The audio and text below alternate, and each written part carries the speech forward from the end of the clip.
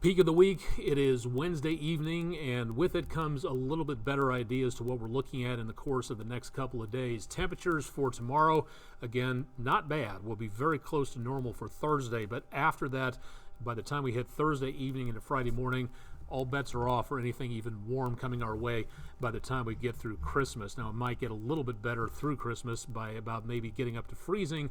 We'll show you that in the 7-day forecast coming up in just a little bit. I'm Chief Meteorologist Austen Onek. You're watching WDEF News 12 Weatherblog Weather Overtime, where we have a little bit more opportunity to go into detail about what's going on with the weather, to explain what's happening. We've got a lot to talk about, so we're going to forego some of our usual things that we talk about here, the climate information and also the weather window picture of the day, because we've got a lot to talk about. So let me stop yammering and we'll start talking about things.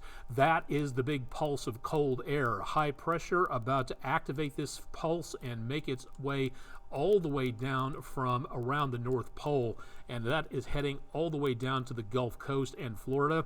According to some sources that I've seen in Florida, there could be the possibility of dropping iguanas out of the trees because it's going to be too cold for them out there.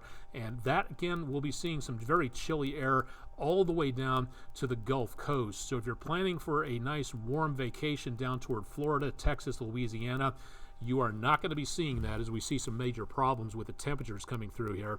National Weather Services, who cover this area, have issued a wind chill warning that now encompasses all counties in the News 12 viewing area. So if you're going to be anywhere around this location, you are going to be seeing those desperately cold temperatures coming our way.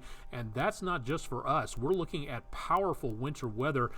So many watches, warnings, and advisories covering this particular area of the country, all the way from the Canadian border, all the way down to us. And look at, again, that hard freeze in the purple that's going all the way down to the Gulf of Mexico here. Blizzard warnings across portions of the Midwest. Travel is going to be difficult, if not impossible, in those areas. But for us, we're looking at wind gusts as that storm system begins to make its way on through. Thursday evening, the winds start to pick up ahead of that line, and then by the time we work our way into very early Friday morning, wind gusts could be pushing 40 miles per hour in some locations. We'll be seeing mainly 20 and 30 mile per hour wind gusts through the rest of the day on Friday. Now combine that with some desperately cold temperatures as we see wind chills by early Friday morning back into the sub-zero category, and that'll be sticking around through the rest of the day. And these are the temperatures that, according to the National Weather Service in Morristown, we have not seen in this area for several decades. So this is going to be some shattering of records, possibly, depending on how things go into Friday morning. So now's the time to get prepared for that system to come on through. Mainly what we're looking for is fairly dry conditions up until tomorrow. We do have a few speckles of rain that you can see on the display coming up into portions of Georgia, back into extreme western South Carolina, but right now that is not a major concern. More chances of rain as we go into around tomorrow, but the moisture is going to be fairly limited for this front to interact with, thanks to high pressure that is sitting from the Rio Grande all the way up to the Florida Panhandle. So it's likely that this storm system will not get any moisture as it dives southward, and we may not see too much in the way of precipitation. Some, yes, but not a lot, because if we had the Gulf of Mexico opening up wide and sending a ton of moisture up this direction, that really doesn't seem to be the case at this time. We're looking at very dry conditions, and this is very dry air coming down from portions of northern Canada, almost right off the North Pole. So we're not seeing a great setup for the development of snowfall accumulating in a lot of locations. Some, yes, but not a lot. And then for tonight, again, temperatures going into Thursday morning, we start off pretty mild. It'll be chilly tomorrow morning, but not bad.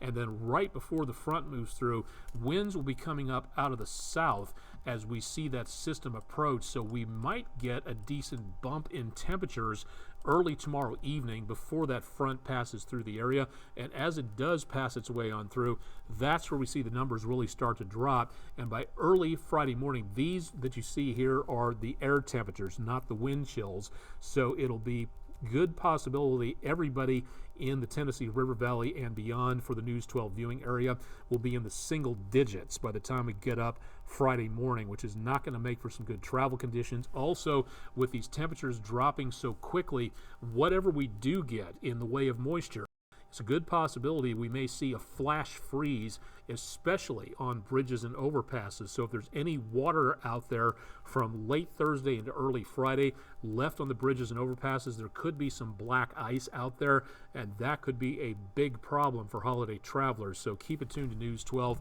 and we'll keep you updated on that potential out there. For Friday afternoon, we'll be lucky to make the mid-teens. Again, going upwards, those will be our high temperatures for the day. Looking at maybe some clouds, hopefully some sunshine, but that sunshine is not going to do everybody any good for chilling out anything any further. It's going to be doing a good job of keeping, hopefully, the temperatures up by a little bit, but again, not by much. How much snow are we talking about? It depends on which model you ask. There is a good possibility that we're going to be seeing the best potential for snow on the Cumberland Plateau and along the spine of the Appalachians back between Knoxville and Asheville. Again, that's going to be what one computer model, in this case the IBM graph model, is showing, and the highest is going to be that potential right on up into and around the base of the Cumberland. So that could be the issue, and even more around Moore County and up into areas south of Knoxville and right on into western North Carolina. Now, remember these numbers here, especially for Chattanooga. 0.05 of an inch according to the graph model, but according to the GFS model, a different computer model, we will see mainly the same amount coming up again into and around the Cumberland Plateau, but much more in certain locations, including about 0.5 inch in Chattanooga, down toward Dalton and Rome, and even more into the hills and valleys as we go into and around the area of western North Carolina and north central Georgia. So the computer models at this time kind of breaking even between higher and lower amounts, but starting to sync up and starting to give us a better idea as to what's going on. Here's the other good news. We're not seeing too much in the way of winter type precipitation. Next week, we're looking at a big warm-up heading our way, so things look to be very comfortable as we head toward New Year's. Friday evening into Saturday morning, temperatures once again heading for the single digits. Christmas Eve day back in the 20s, so it will not be just Santa Claus that the North Pole is sending southward. High temperature on Christmas with lots of sunshine back in the lower 30s, and temperatures heading back upwards again as we get into and around the area of peak of the week next week. We start to see that potential of very mild numbers coming back, but between here and there, we have got a lot of cold air to go through and the potential of some winter weather out there, and all these numbers will change within about the next 24 hours, so you definitely want to stay tuned for more. And of course, we'll have an outlook coming up in the next several days regarding what's going on for New Year's as we begin to close out 2022 and head toward a brand new year, so keep it tuned to News 12. Quick check of weather where the troops are. A little bit more mild over into parts of the Netherlands at Volkel Air Base, 48 degrees. Almost about as cool as it is right now here in the Tennessee River Valley, so not doing too bad right there for the 52nd Fighter Wing units. And over into and around the area of Diego Garcia, a little bit warmer in the tropics, 80 degrees with a heat index of 86. Calm winds around very early, right before sunrise on Thursday morning. A lot more on my social media pages, so check out all the information. They're going to be migrating to some new pages in the next few days, so stay tuned for more on that. Again, we've got some big changes taking place, so now is the time to get ready for these winter changes out there. Those wind chills we're talking about are going to be desperately low to be outdoors, to where you're talking about frostbite in maybe 10 to 20 minutes if you have unprotected skin. So now's the time to make certain you, and especially any smaller children you may have, if you have to be outdoors, make certain they are bundled up, because young kids cannot generate the same amount of body heat that adults do. This is the time to make certain you're ready to go and protected. It's very serious. Again, nothing to panic over, but just make certain you're ready to go. Questions, concerns, ideas, complaints, if you must, contact me at aonek@wdef.com or at our website, wdef.com/weather. I'm Chief Meteorologist Austen Onek. Tune in for Chip Chapman's forecast bright and early on Thursday morning, and also available again at our website. Thanks for joining us.